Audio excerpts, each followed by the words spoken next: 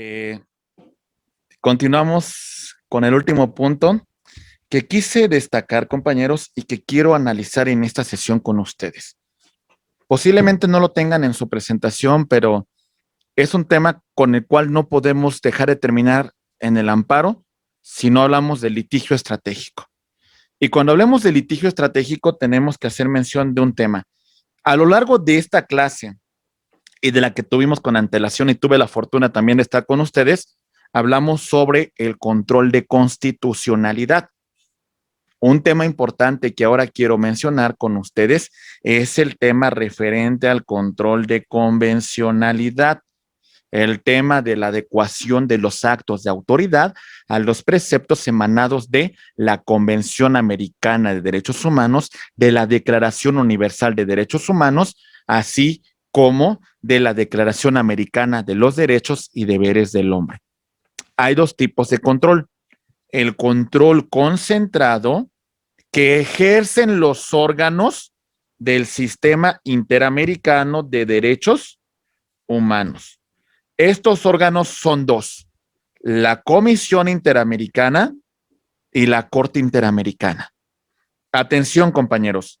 Si hago mención a los órganos, tenemos que mencionar a dos marcos normativos.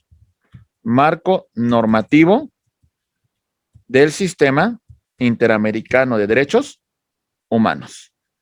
En primer lugar, tenemos 1948, Declaración Americana de los Derechos y Deberes del Hombre. Entonces, esta es de 1948. Esta declaración crea un órgano, la Comisión Interamericana de Derechos Humanos. Y por otra parte tenemos la Convención Americana de Derechos Humanos, que es del año de 1961, pero prácticamente entró en vigor hasta el año 1981. Esta declaración crea la Corte Interamericana de Derechos Humanos y ratifica a la Comisión Interamericana de Derechos Humanos. ¿Hasta aquí vamos bien, compañeros? Ok. Atención.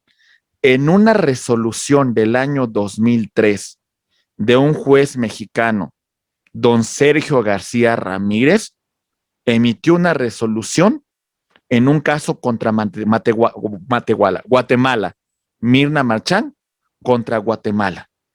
En este caso, don Sergio García Ramírez dice que los jueces deben ejercer un control de convencionalidad interno. ¿Qué significa esto, compañeros?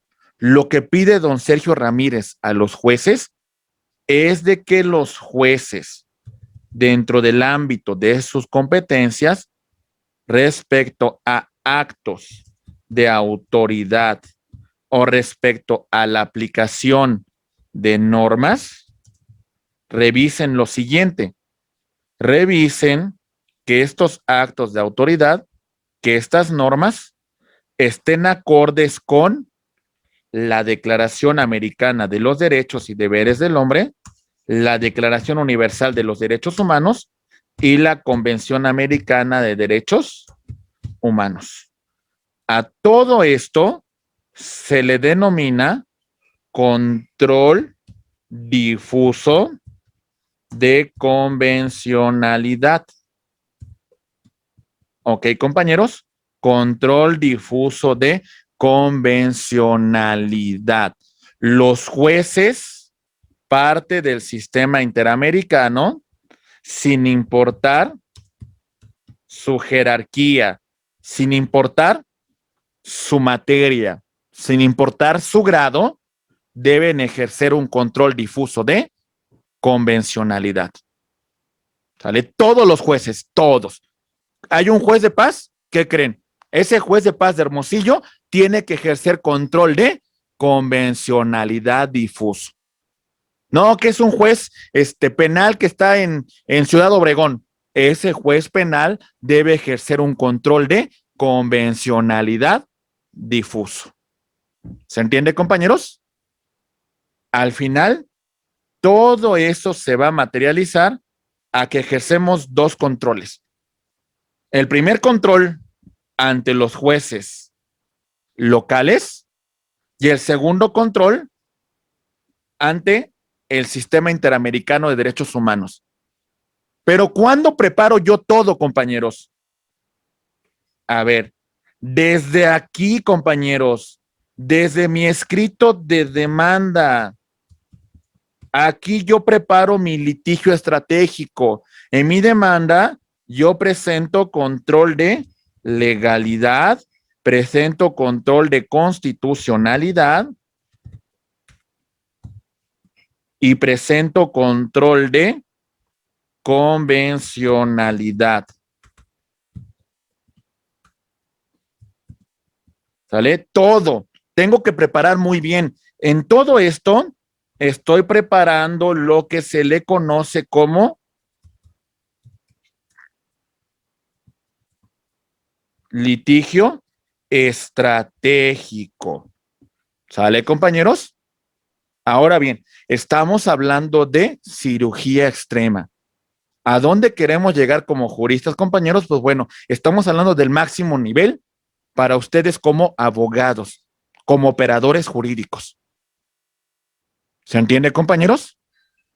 Esto implicaría que ustedes van a estar, compañeros, en las grandes ligas. Imaginen llegar a la corte a postular un asunto. Imaginen llegar al sistema interamericano de derechos humanos a llevar una controversia, compañeros. Hablar de litigio estratégico, mucho dinero no genera, pero ¿saben qué genera más? Prestigio. Y el prestigio vale más que cualquier dinero. El prestigio los va a marcar como futuros juristas, compañeros. Por eso decimos una cosa, dentro de este ejercicio de control de convencionalidad, encontramos que nuestro marco normativo van a ser dos, a nivel nacional y a nivel internacional. A nivel internacional, destacamos la Declaración Americana de los Derechos y Deberes del Hombre, la Convención Americana de Derechos Humanos, y yo agregaría, compañeros, la Declaración Universal de los Derechos Humanos de Naciones Unidas. Agregaría esos tres marcos normativos. Y a nivel nacional, la reforma en materia de derechos humanos del 2011 y el caso Rosendo Radilla Pacheco contra México. Bien, abogados, esto es su referencia que ustedes tienen que trabajar. Por eso ustedes están en el más alto nivel de la abogacía. ¿Ok? Muy bien. Seguimos.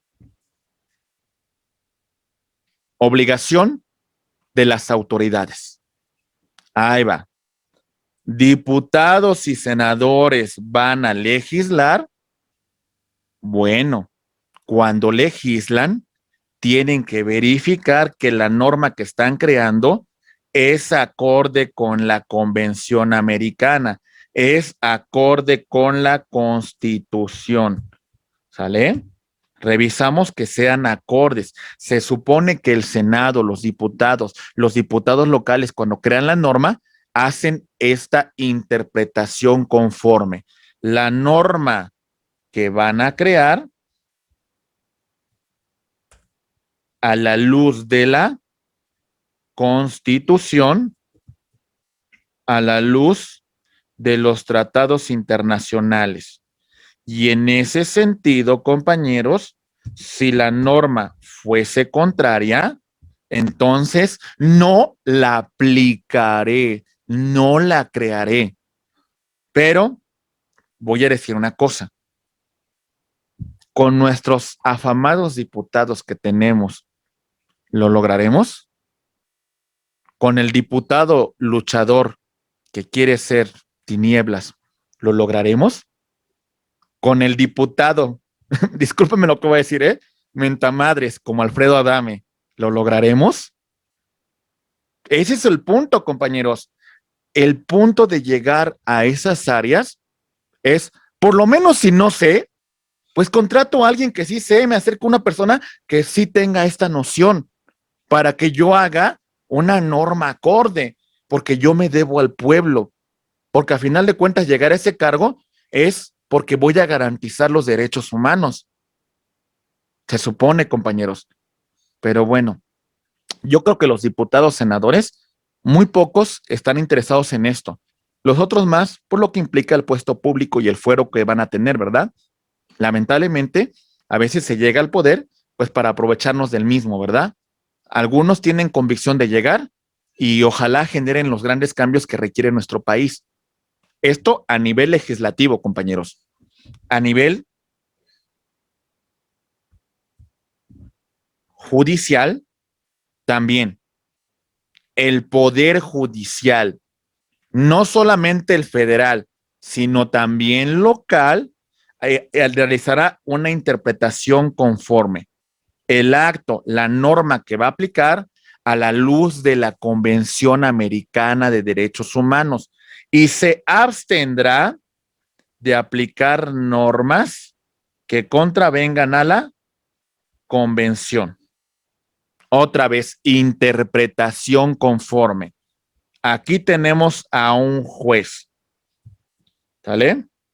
Cualquier nivel de juez, ¿eh? Juez federal, juez local, juez municipal, cualquier tipo de juez.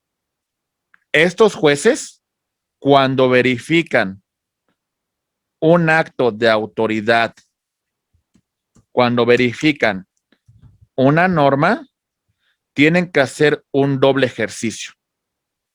Un ejercicio de constitucionalidad y un ejercicio de convencionalidad. Si la norma y el acto de autoridad es contrario a la Constitución, no lo aplicará. Si es contrario a la Convención, no lo aplicará. En todo caso, para regir su criterio, tomará en consideración el principio pro persona, aplicando la norma que más favorezca los derechos humanos. Eso tendría que hacer el juez. Un ejercicio de ponderación. Por eso, compañeros, destacamos esto. La reforma constitucional en materia de derechos humanos trajo consigo un tema trascendental en el reconocimiento de derechos humanos, tanto los que se encuentran en la Constitución, pero también los que encontramos en tratados internacionales, utilizando estos dos criterios que interpretan. Interpretación conforme y el principio pro persona. ¿Bien? Ok. ¿Cómo se ejerce el control? Vamos a verlo, por favor. El control se ejerce de la siguiente manera. Punto número 1. Partimos del principio de constitucionalidad y convencionalidad. La primera referencia que tenemos es que la ley es que el acto de autoridad, ¿vale? Se encuentran dentro del parámetro de constitucionalidad y de convencionalidad. Partimos que así es, ¿eh? Salvo que demostremos lo contrario. Partimos que estos actos se encuentran apegados a la Constitución, que se encuentran apegados a los tratados internacionales. Primer supuesto. Muy bien, compañeros. Ok, segundo punto. Realizar interpretación de la norma conforme a la Constitución, conforme a los tratados internacionales. ¿Cómo está eso? Aquí está. el juez va a resolver un caso en particular. Para este caso, va a aplicar una norma. El juez revisa que esta norma sea acorde con la Constitución, que esta norma sea acorde con los tratados internacionales. ¿Se entiende, compañeros? Ok. Entonces tiene que hacer esto. A esta forma que el juez hace la ponderación, se le conoce como aplicación de interpretación conforme. Muy bien. Interpretación conforme a la Constitución, a los tratados internacionales. Tercer punto.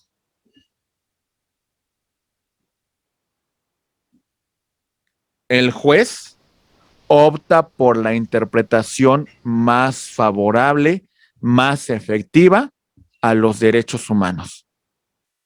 Principio pro persona. Aquí está. Cuando va sobre la materia de derechos humanos, el juez va a verificar qué norma favorece más los derechos humanos. La norma general, la Constitución o los tratados internacionales. Si quien favorece más la norma, la protección de los derechos humanos es la norma general, es la que aplicará. Si quien garantiza más es los tratados internacionales, es la que aplicará. A este principio se le conoce como principio pro persona. También lo pueden conocer como pro homine. ¿Sale? Así lo van a encontrar en diversas legislaciones. Pro persona, pro homine. Muy bien, compañeros. Tercer punto. Cuarto punto en el ejercicio de control de convencionalidad. Desechar interpretaciones incompatibles con la convención, con la Constitución, o que sean incompatibles con la protección de los derechos humanos. No lo voy a aplicar. Yo aplico la norma que más favorezca, que más proteja los derechos humanos. ¿Ok? Muy bien. Último punto del control de convencionalidad. Decimos, solo cuando no pudiese aplicarse la interpretación constitucional y convencionalidad conforme, se debe desaplicar la norma y, entre comillas, declarar su invalidez. Bueno, esta declaración de invalidez no nos corresponde a nosotros. Esta declaración de invalidez le corresponde al Poder Judicial de la Federación a través de su jurisprudencia. ¿Ok? Bien. Compañeros, cerramos con el tema del litigio estratégico. Sigan estos puntos, por favor. Aquí vamos.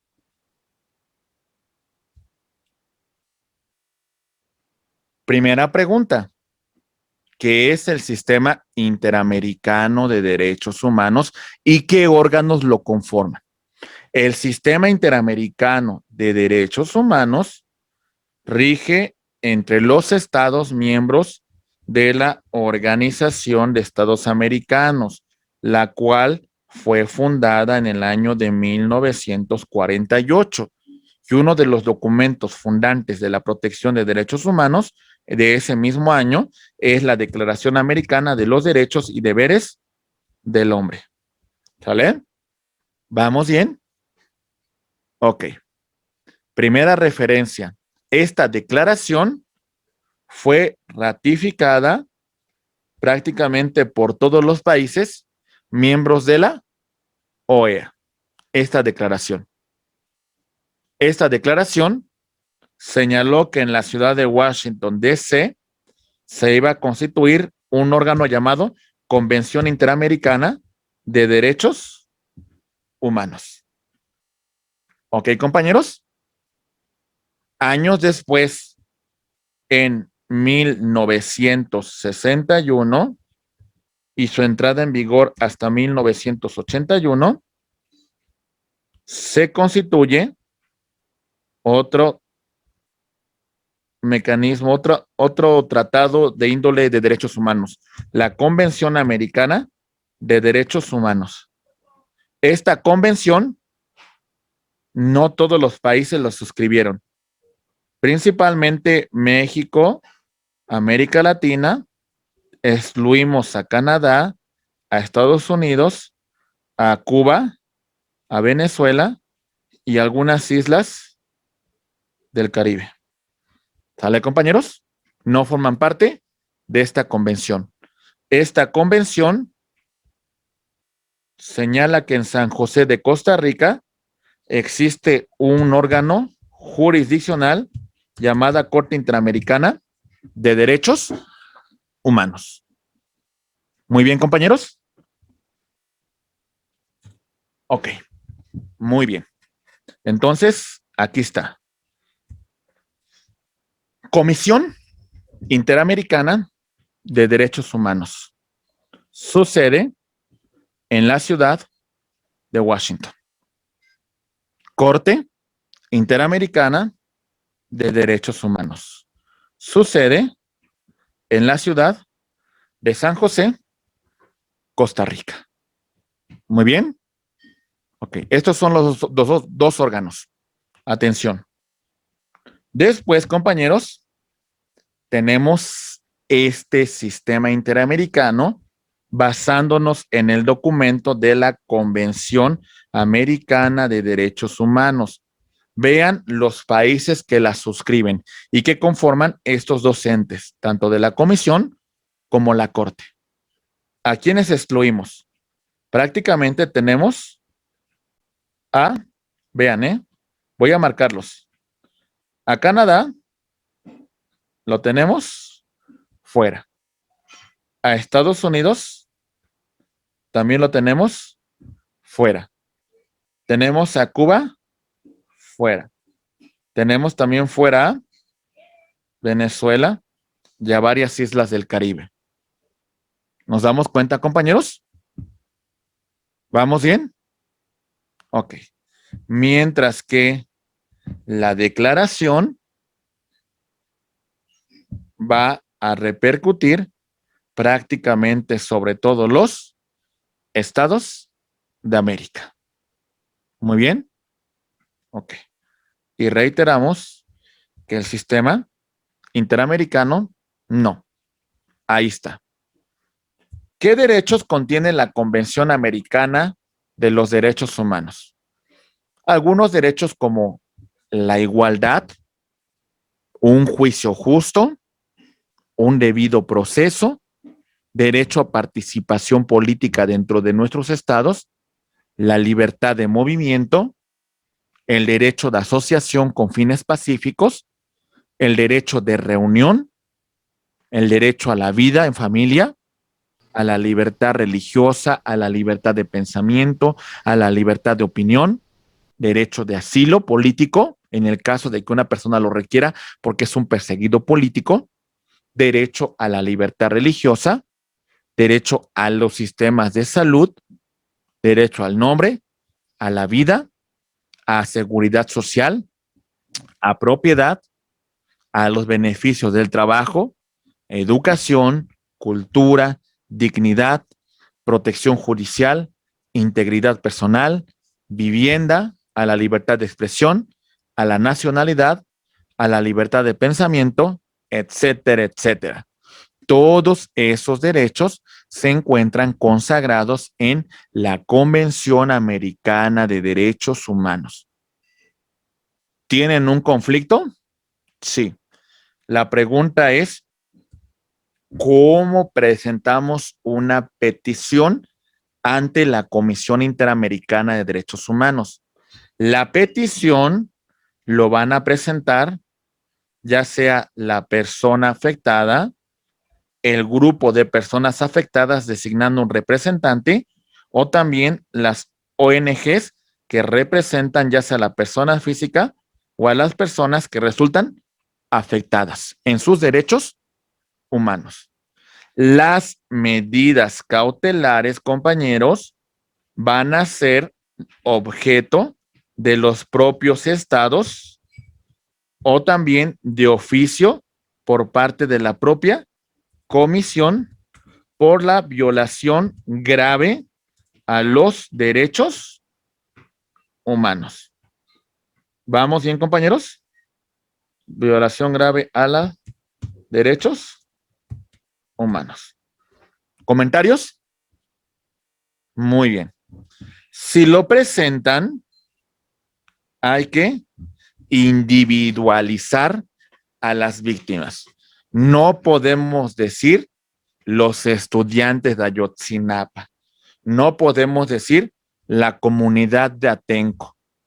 No podemos, no. Tenemos que individualizar Juan Pérez, Pedro Pérez, Ernesto Pérez, María Pérez. Tenemos que decir cuáles son las personas que resultan materialmente afectadas. ¿Se entiende, compañeros? Ok. También es importante, de conformidad con el reglamento de la Comisión Interamericana de Derechos Humanos, que individualicemos cuál es el acto de la autoridad que causa un agravio a los derechos humanos. En este caso en particular es un tema de corrupción. El servidor público permitió la construcción de una empresa que contamina un río y la contaminación de este río conlleva a la enfermedad de esta comunidad. ¿Sale? Aquí procede contra actos u omisiones por parte de la autoridad y que estos actos u omisiones vulneren los derechos humanos. ¿Se entiende, compañeros? Ok. Atención. ¿Cómo tramitamos todo este tema del litigio estratégico? Desde que yo me encuentro en la jurisdicción ordinaria, yo ya lo estoy presentando, yo ya lo estoy preparando. En mi propia demanda, yo ya argumento cuestiones de constitucionalidad y de convencionalidad. Lo voy preparando, ¿eh? Por ejemplo, presentamos un juicio que tiene que ver con pensión alimenticia. Y a lo mejor en ese juicio yo planteo que el Código Civil en el tema de pensión alimenticia no consagra todos los derechos a favor de los menores y que el tratado internacional llega a tener una protección más amplia. Lo preparo desde aquí, desde el ejercicio de convencionalidad. Se sigue todo el procedimiento ordinario y llegamos hasta una sentencia. La sentencia puede ser objeto de medio ordinario de impugnación. En este caso hablamos de la apelación. Y en esa apelación se confirma la sentencia teniendo una sentencia firme. Esa sentencia firme, que ya no admite ningún recurso ordinario, puede ser materia de un juicio de amparo. Se tramita el amparo directo ante los tribunales colegiados de circuito, pero como se solicitó la aplicación directa de un tema de constitucionalidad y un tema de convencionalidad, la sentencia que se dicte en este caso, compañeros, puede ser objeto de revisión. La revisión, en este caso, va a ser por conducto de la Suprema Corte de Justicia de la Nación.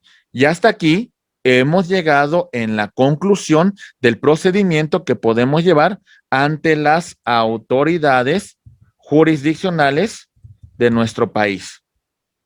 ¿Se entiende, compañeros? Hasta aquí llegamos en este punto de la jurisdicción ordinaria. ¿Se entiende? Muy bien. Compañeros, ya tenemos una sentencia, la cual ya no admite absolutamente nada. Ya se agotó todo. Solamente hay que cumplir con la ejecutoria. ¿Cuánto tiempo tenemos si subsiste el tema de interpretación de un tema de convencionalidad sobre derechos humanos? ¿Cuánto tiempo tenemos para presentar nuestra petición? ¿Listos? Petición. Atención. A partir que se nos notifica el acto de autoridad, tenemos 6 largos meses para la presentación de esta solicitud, esta petición. ¿Se entiende, compañeros? Ok. Excepciones. Si no agoto el principio de definitividad, ¿sale? Si no agoto la definitividad, o si tramito ante otro organismo una petición para la protección de los derechos humanos, entonces no procede el recurso ante la comisión. Este segundo caso será por litis pendencia y este primer caso porque no hemos agotado los recursos ordinarios internos. En los demás supuestos, compañeros, entonces le damos trámite a nuestra solicitud. Aquí vamos. Agotamos todos los recursos internos. Presentamos nuestra petición. Lo primero que va a hacer la autoridad con nuestra petición es hacer una evaluación inicial. Si hay derechos humanos vulnerados, ok. Esos derechos humanos se encuentran consagrados, se encuentran protegidos en la convención, en la declaración, sí o no. ¿Sale? Eso vamos a analizar. Si existe la violación de derechos y esos derechos se encuentran consagrados en esta declaración, en esta convención, la Comisión Interamericana va a presentar un informe sobre admisibilidad. Ese informe de admisibilidad se la va a notificar al Estado responsable. El Estado responsable, compañeros, tiene un lapso de 3 meses para hacer sus observaciones sobre ese informe de admisibilidad. Durante ese periodo, vamos a tratar tanto la autoridad responsable como la víctima, ¿sale? Ante la comisión, van a tratar de llegar a un acuerdo conciliatorio. ¿Se entiende, compañeros? Ok. Si no llegan a un acuerdo conciliatorio respecto al informe de admisibilidad, se emitirá una resolución de fondo. Sobre esa resolución de fondo, compañeros, se le va a dar oportunidad de 3 meses para que la autoridad responsable haga sus observaciones. De no cumplir con la resolución que ha emitido la comisión puede remitir el caso ante la Corte Interamericana de los Derechos Humanos. Vamos a ver los pasos que se siguen dentro del sistema interamericano de derechos humanos. Todo esto se va desarrollando, compañeros. Empecemos.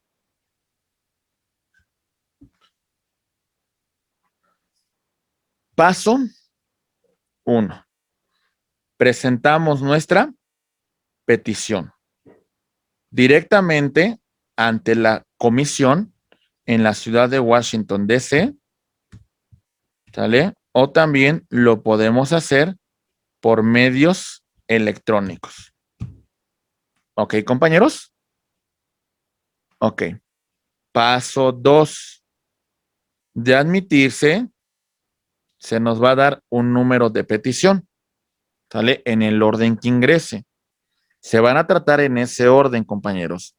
Pero, atención, si a lo mejor este último número versa sobre grupos vulnerables, entonces se le va a dar un trato prioritario, aunque hubiese entrado en último lugar. ¿Vamos bien, compañeros? Ok. La Comisión Interamericana admitirá, desechará o prevendrá. Muy bien. En el caso de admitir,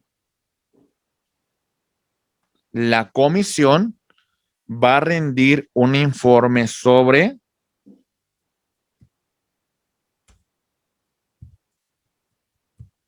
admisibilidad. ¿Ok? Y en este caso va a correr traslado a la autoridad responsable, quien tiene un lapso de 3 meses para hacer sus observaciones a ese informe sobre admisibilidad. ¿Alguna pregunta hasta aquí, compañeros? ¿Vamos bien? Ok. Siguiente paso, por favor.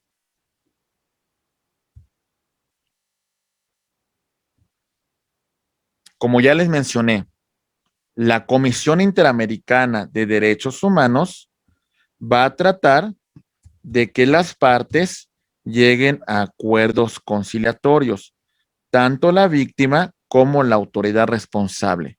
De llegar a un acuerdo y de cumplimentarse, compañeros, en este supuesto damos por terminado el presente conflicto. ¿Sale? Y bueno, se acabó. De no llegar a un acuerdo, se van a celebrar audiencias públicas, ¿sale? En la cual van a controvertirse la víctima con la autoridad responsable. Tienen la posibilidad de presentar pruebas y de presentar sus alegatos. En base a todo ello, ¿vale? De este litigio, de este conflicto que se da entre las partes, lo que va a emitir la Comisión Interamericana de Derechos Humanos es un informe de fondo. ¿Comentarios, compañeros? Sí, maestro, aquí nada más, ¿quién representaría a la autoridad responsable en este caso? De muy general. Por ejemplo, en este caso, por ejemplo, si la autoridad responsable es el Estado mexicano, podría representarlo, por ejemplo, el consejero jurídico de Presidencia de la República, podría representarlo a lo mejor algún funcionario que haya sido designado por el titular del Ejecutivo, pues para que responda ante las autoridades, ¿no? Al final de cuentas, tienen sus propias competencias y la autoridad determinará qué persona representa al Estado mexicano ante las cortes internacionales. Inclusive podría ser inclusive el propio secretario de Relaciones Exteriores en un momento determinado, pero no lo va a hacer. Normalmente se va a designar un funcionario con plenos poderes para que represente al Estado. Y la pregunta sería, ¿por qué no los especialistas en el derecho? Que Sí, sería la no. Suprema Corte. Porque un consejero no va a ser especialista, ni el Ejecutivo tampoco. Sería en todo caso la Suprema. ¿Por qué no ellos? Bueno, porque la Suprema Corte no se querría inmiscuir en estas cuestiones. La verdad es que la Corte, por principio de cuentas, ya resolvió en la vía jurisdiccional local la controversia. Entonces sería como tanto como invitarla a ser parte sobre un asunto que ella ya se pronunció. Pues Y sí, normalmente ella no va a tener controversia, porque si, bueno, yo ya resolví esto, ¿sí? Entonces no sería la indicada. Y ahora bien, ¿quién representa a la víctima? Pues bueno, aquí es muy importante. Normalmente la víctima se encuentra bajo el sector de un grupo vulnerable, ¿eh? ¿Sale? Normalmente las víctimas llegan a ser de escasos recursos, personas que han sido violentadas sus derechos. La víctima normalmente en este caso se va a encontrar representada por organismos no gubernamentales, ONGs. ¿Qué es lo que reciben estas ONGs? pues reciben algunos donativos como asociaciones civiles, reciben algunas prestaciones para que lleven a cabo sus servicios y bueno, sobre todo los abogados que laboran en esta materia, pues más que por el dinero que puedan recibir, es por el tema del prestigio que le genera a un jurista llevar asuntos de esta índole ante los organismos internacionales. Muy bien. Ok. Muy bien, compañeros. Entonces se rinde el informe de fondo. Sobre ese informe de fondo, compañeros, vamos a basarnos en dos documentos: el informe sobre admisibilidad y el informe sobre fondo. Las partes van a tener un plazo de 4 meses para hacer observaciones a este informe de fondo. Terminan los 4 meses, se invita a las partes a que comparezcan y a que den cumplimiento con la resolución que se ha emitido. ¿Ok? Muy bien, compañeros. Aquí recuerden un tema. Llegamos al plazo final de los 4 meses para hacer sus observaciones. Llegando a este punto, compañeros, ahora le damos 3 meses a la autoridad responsable para que dé cumplimiento a la recomendación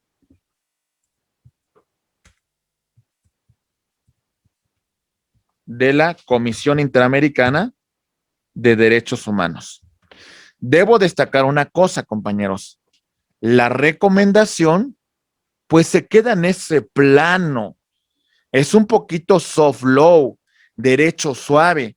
¿Cómo obligamos al Estado responsable a cumplir con esa recomendación? ¿Sale? Maestro, Sí, Joel. ¿no son sentencias las que emite la Corte Interamericana? No, estamos en la comisión todavía. Ah, perdón. No Sí. hemos llegado a la corte, estamos en la comisión. Por eso decimos que emite recomendaciones. Ok. ¿Ok? Muy bien, compañeros. Algunos estados se comprometen de más, ¿eh?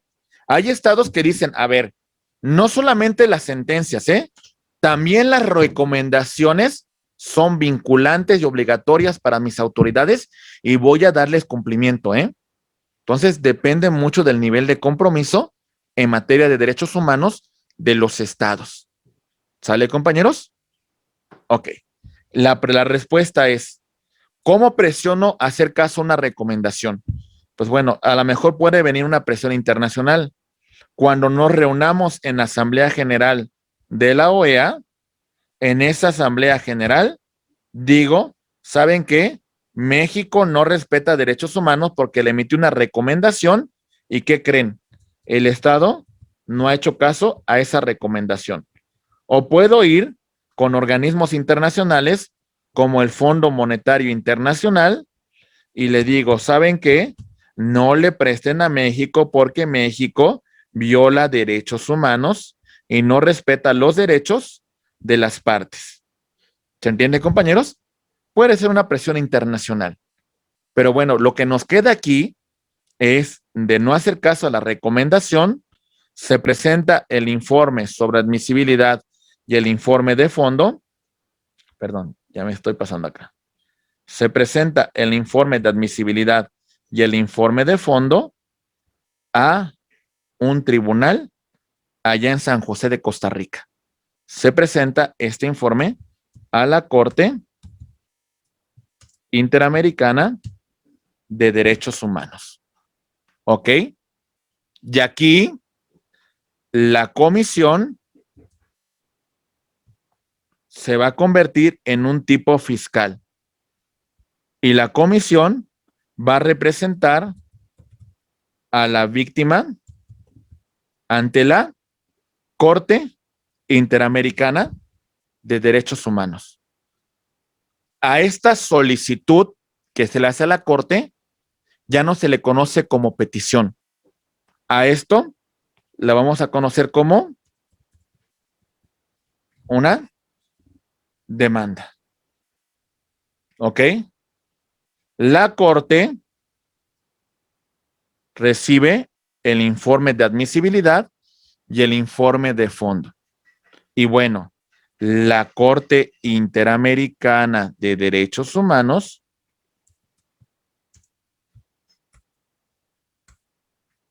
lo primero que va a resolver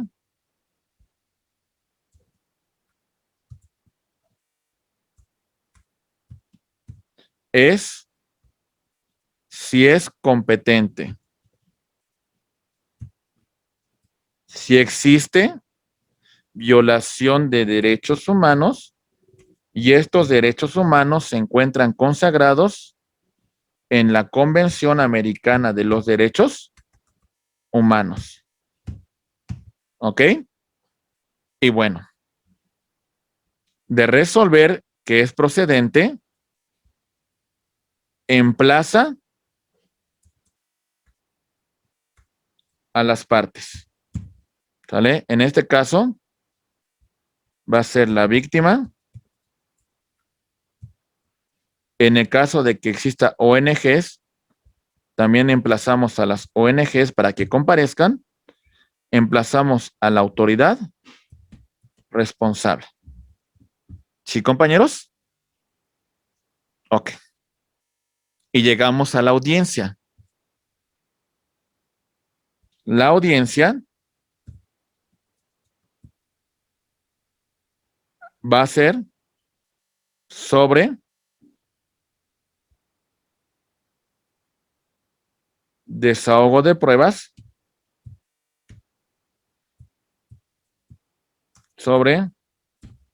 pero antes del desahogo de pruebas van a presentar alegatos de inicio, desahogo de pruebas,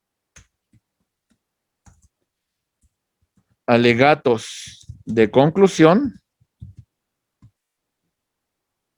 y después de esto, la Corte emitirá una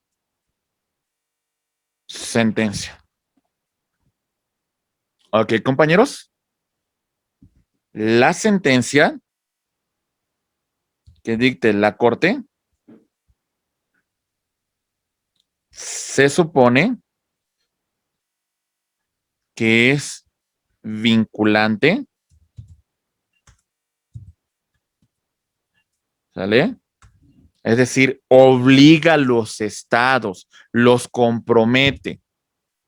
Pero la realidad, compañeros, se sigue sujetando a la buena fe de los estados, el cumplimiento de estas sentencias. ¿Sale? Sigue sujetándose a un principio que en derecho internacional se llama pacta sunt servanda. Los tratados, los acuerdos se cumplen de buena fe por los estados que los han suscrito. ¿Sí, compañeros?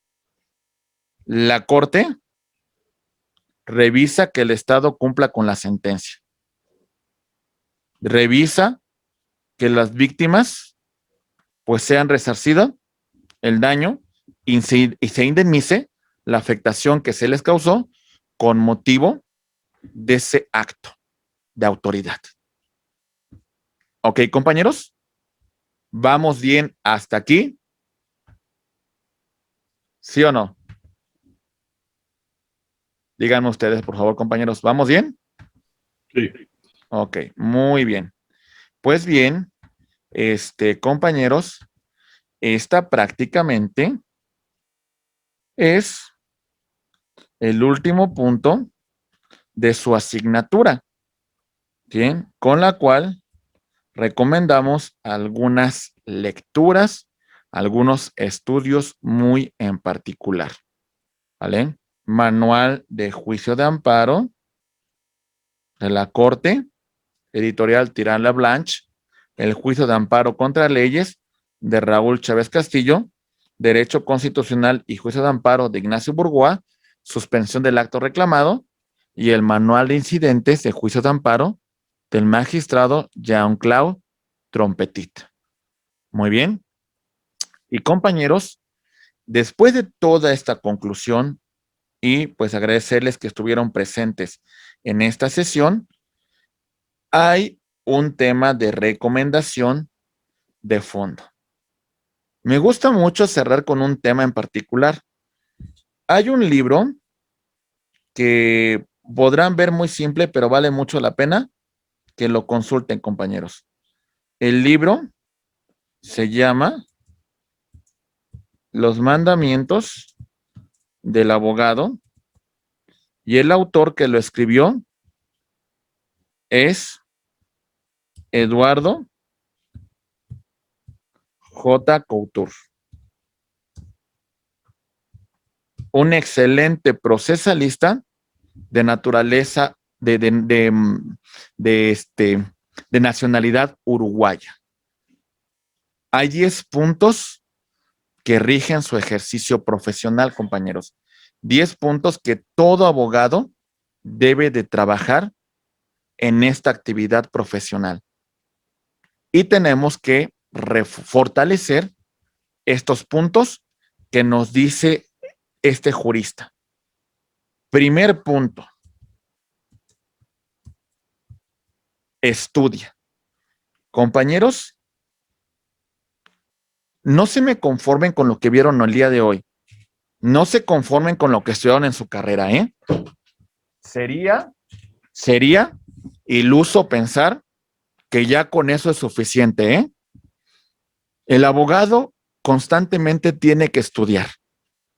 Se hacen reformas y se tienen que actualizar. Prácticamente el derecho puede descontinuarse de no estudiar. A lo que me refiero es, yo soy generación 2002, 2006 de la Facultad de Derecho. Cuando yo salí, habían muchas referencias que todavía no se legislaban. La reforma en materia del sistema acusatorio adversarial fue hasta el 2008. La reforma en materia de derechos humanos fue hasta el 2011. La realidad es de que de quedarme con mi formación profesional en licenciatura implicaría que hasta este punto ya no me sería del todo útil lo que generé acá. ¿Se entiende, compañeros? Hubo reformas y me tengo que actualizar. No vayan a actualizarse, compañeros, por poner papeles detrás de ustedes o por poner cuadros. Especializarse no es por un tema de goteca, es un tema de compromiso, es un tema de ética, es un tema de lealtad para con la profesión que ustedes ejercen. Es más trascendente el conocimiento que se aporta, el conocimiento que se transmite, que papeles vacíos que pongan atrás, que nada dicen y que nada valen al final, compañeros. Muy bien. El segundo punto que nos dice J. Couture es un punto importante, compañeros. Nos dice, piensa.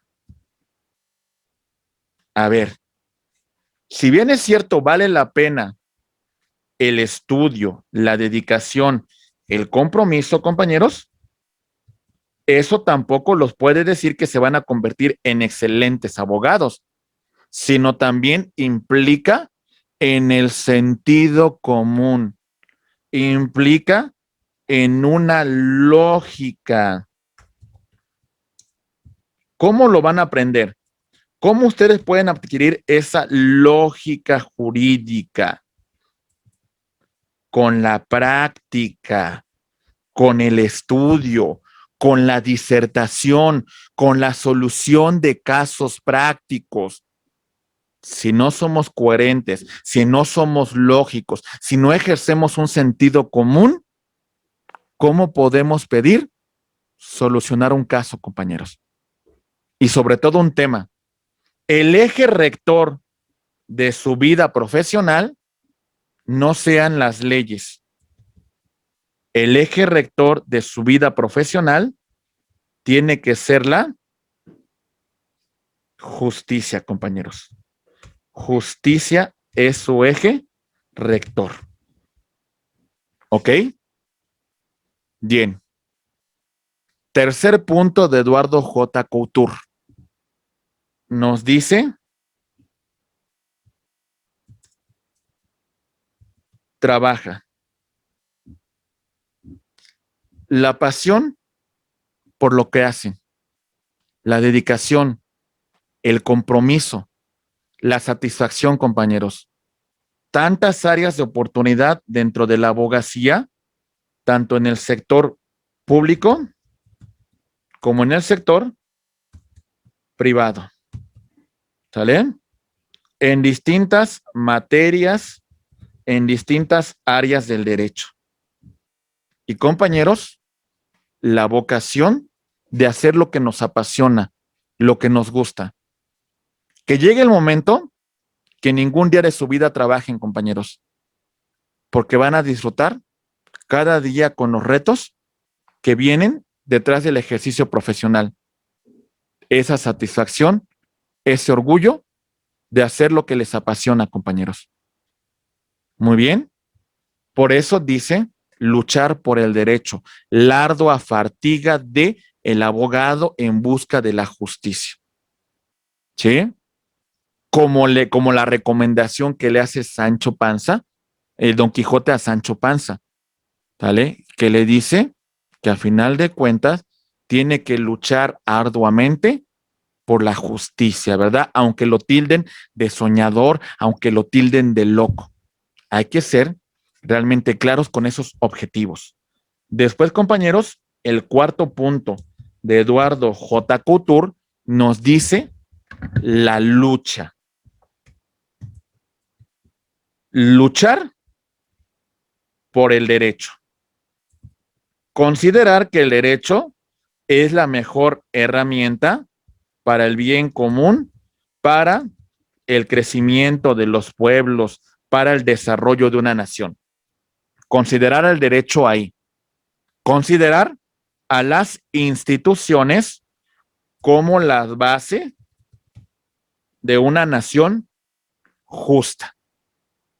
Pero sobre todo, compañeros, si ustedes como abogados encuentran un conflicto entre derecho y justicia, la balanza tienen que inclinarla por la justicia.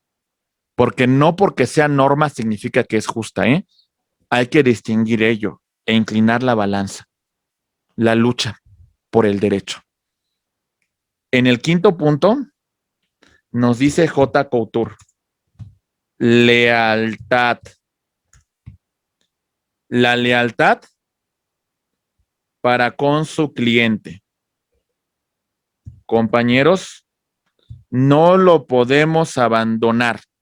Si nos comprometimos con él, nos comprometemos hasta la última causa, salvo que él sea desleal conmigo. ¿En qué momento es desleal? Si el cliente comete algún delito, me causa algún daño. ¿Sale? Si el cliente no cubre mis honorarios. Tampoco significa que le voy a quemar ante la autoridad, porque el secreto profesional se reserva, ¿eh? Pero si no cumple si no cumple mis honorarios, ¿por qué tengo que representarlo? En todo caso, le digo, ¿sabe qué? Hasta esta parte del juicio lo dejo, le aconsejo que busque otro abogado porque yo ya no puedo llevar su causa. ¿Se entiende, compañeros? Lealtad para con quién? Para con mi colitigante. ¿Por qué, compañeros? Con mi adversario, yo no le llamaría ni adversario, es mi colitigante, somos colegas de profesión, ambos buscamos un ejercicio profesional honesto y de alguna manera que se resuelva con una veracidad. Mi contraparte presenta pruebas, yo presento pruebas para controvertirlo. Mi contraparte presenta un testigo, yo presento un testigo para controvertirlo. Ambos buscamos una verdad legal.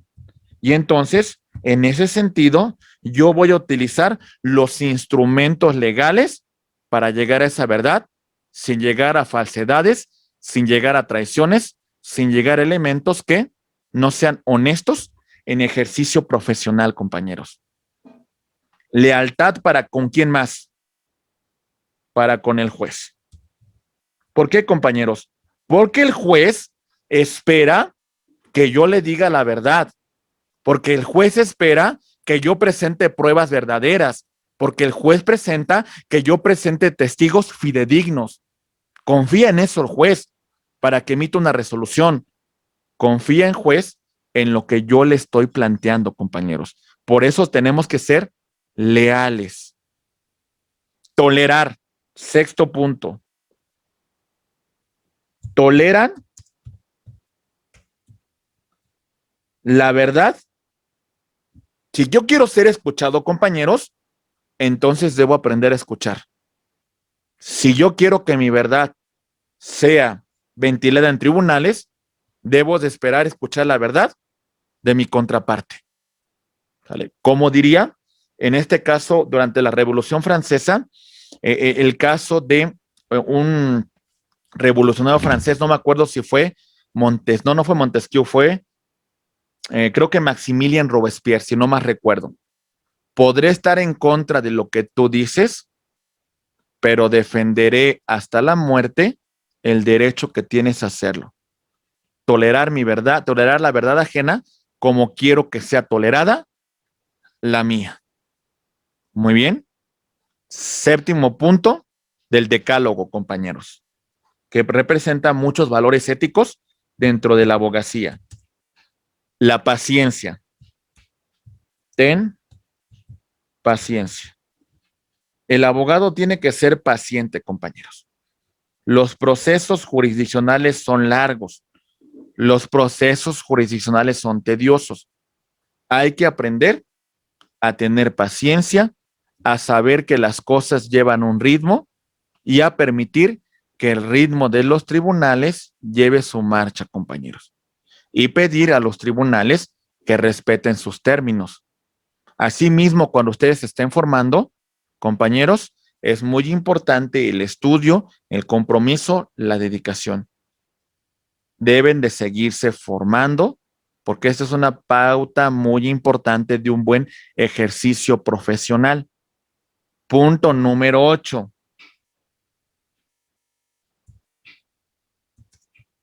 Ten fe. Fe en el derecho. Es el mejor instrumento para un bien común. Tener derecho en las leyes como herramientas que van a lograr la armonía en la sociedad. En las instituciones como instituciones democráticas que velan por el bien del pueblo. Tener fe en la justicia. Compañeros, creamos en ello. En un mundo tan conflictivo, tenemos que tener fe en estos elementos. ¿Sale? Inclusive tenía razón el benemérito de las Américas. Entre los individuos como entre las naciones, el respeto al derecho ajeno es la paz. Compañeros, 9º punto. Olvida. Quítense de egocentrismos.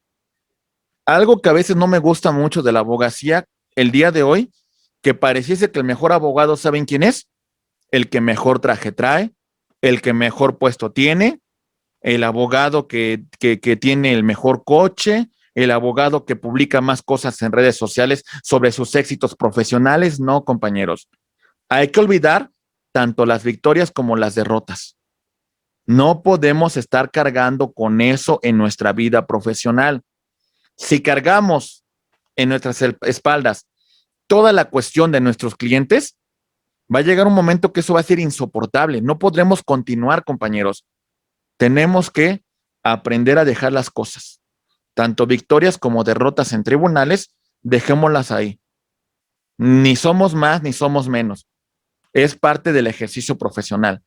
Nunca prometamos algo que no podemos cumplir a un cliente, compañeros. Es el peor de los errores que nosotros podemos tener como juristas. Olvidemos, quitémonos de egocentrismos y pensemos en la justicia, compañeros, y pensemos en servir a nuestro país, a nuestro estado, a nuestra comunidad, a nuestra familia. Creo que eso es una parte muy importante, compañeros. Y el último punto, compañeros, del decálogo.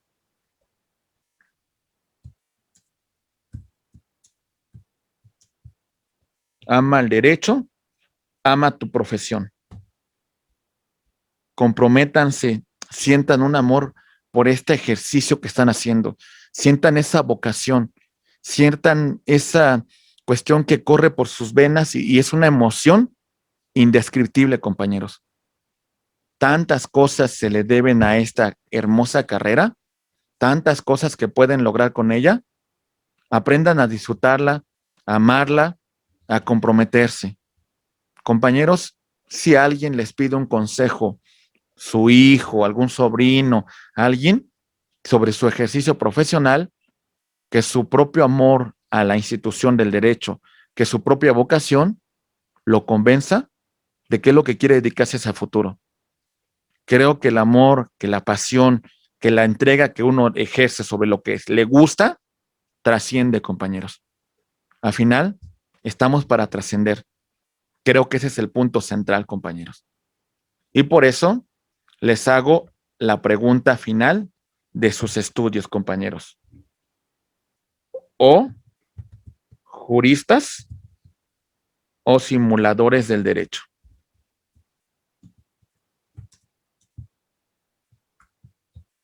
¿Qué queremos ser, compañeros? ¿Queremos ser el garante de la sociedad? ¿Queremos ser el caballero del derecho? ¿El paladín de la justicia? Vámonos por ser juristas, ¿verdad, compañeros? ¿O queremos simular? ¿Queremos de alguna manera seguir utilizando malas prácticas, corrupción? Seguir adulando al juez, adulando a los secretarios, adulando a los funcionarios públicos. ¿Queremos seguir buscando admiración y aplauso para decir que somos grandes o queremos comprometernos con la justicia, compañeros? Al final, un abogado tiene que inclinar balanza, o jurista o simulador del derecho. Y a lo mejor con tristeza, compañeros, les diré que el jurista es el menos y también a lo mejor es el que menos repercusión económica puede generar. Porque el simulador, porque el falso, porque el adulador, porque la persona que busca ese complejo de inferioridad, pues llega a sentir y llega a tener pues un poco más de retribución, pues por todo lo que representa. Pero o tenemos el valor o nos vale seguir por el mismo camino, compañeros. Sentir el alma de la institución que están estudiando, el alma de la toga, compañeros, como también hay un libro que así se denomina. Y bueno, al final, esto es la conclusión a la que tenemos que llegar. Esperemos, compañeros, que su propia formación profesional los lleve por caminos de superación, los lleve por caminos de éxito, los lleve hacia un puerto llamado justicia. Ese es el punto final de una licenciatura, pero vienen cosas más hermosas, vienen cosas mucho más de fondo, que ojalá tomemos ese camino, compañeros. No se conformen con un documento. El documento nada vale, compañeros. Lo que vale son las ideas, lo que vale es la trascendencia que tienen sus estudios al final. Enhorabuena, compañeros. Muchas felicidades por la conclusión de estos sus estudios universitarios, compañeros. ¿Vale? No sé si tengan algunas palabras. Veo que está nuestra coordinadora, la licenciada Carla, también que estuvo desde el primer día con ustedes, incluso meses antes desde el tema de formación de este grupo. La licenciada Unice también está con nosotros, facilitando toda esta sesión y muy atenta a todas sus participaciones y a todos sus, de alguna manera, sus requerimientos técnicos. Y bueno, creo que también tenemos algunas autoridades, al licenciado Alex Lunar, que también nos ha ayudado mucho el maestro con el tema de la organización de esta carrera, compañeros, y también le agradezco mucho también su intervención en esta sesión. Y bueno, pues a la licenciada Viridiana también, que ella está muy atenta con los temas de regularización, nuestro coordinador, nuestro director académico, nuestro director, el maestro Jorge Alemante, Pepa, Y bueno, no sé si tengas algunas palabras, mi estimada Carla, mi estimada Eunice, mi estimado Alex, Viridiana, que comentar a los alumnos. Estamos atentos. Carlita.